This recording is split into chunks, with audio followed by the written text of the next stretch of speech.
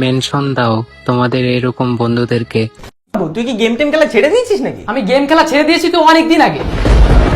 কি তুই এই বয়সে ফ্রি ফায়ার খেলা ছেড়ে দিয়েছিস? তাহলে এখন কি করিস? কেন, পড়াশোনা করছি। এই পড়াশোনায় বাচ্চা কাচ্চাদের নষ্ট করে দিচ্ছে, এদের ফ্রি ফায়ারে মনই লাগে না। আরে আমি তোর বাবা মায়ের কথা ভাবছি, এই বয়সে ছেলেটা ফ্রি ফায়ার খেলা বন্ধ করে দিয়েছে, তাহলে ও ভবিষ্যতে করবেটা কি? এদের বয়সে আমি আমার বাবার পকেট মেরে মেরে টপ আপ করতাম, আর এখনকার ছেলেদের দেখো এটিএম কার্ড ধরিয়ে দিয়ে কোনো লাভ নাই। কি হবে, তোর বাবার কি মাথা খারাপ হয়ে গেছে নাকি? আমার বাবার শরীর তো অপি আছে, কিন্তু তোর কি হলো বলতো? কেন, আমার আবার কি হবে? তোমার কিছুই হবে না, তোমার ভবিষ্যৎ জান। যে বয়সে মানুষ ফ্রি ফায়ার খেলে বেড়ায়, সেই বয়সে তুমি বই পড়ে বেড়াচ্ছ। বেড়াও বেড়াও, এখন বুঝবা না, বুঝবা পরে, দিন সামনে আসতেছে, যখন ছেলে মেয়ের একটা গান স্ক্রিনের নাম বলতে পারবে না, তখন বুঝবা। আচ্ছা তুই একটা শর্টগানের নাম বলতো। জানি না।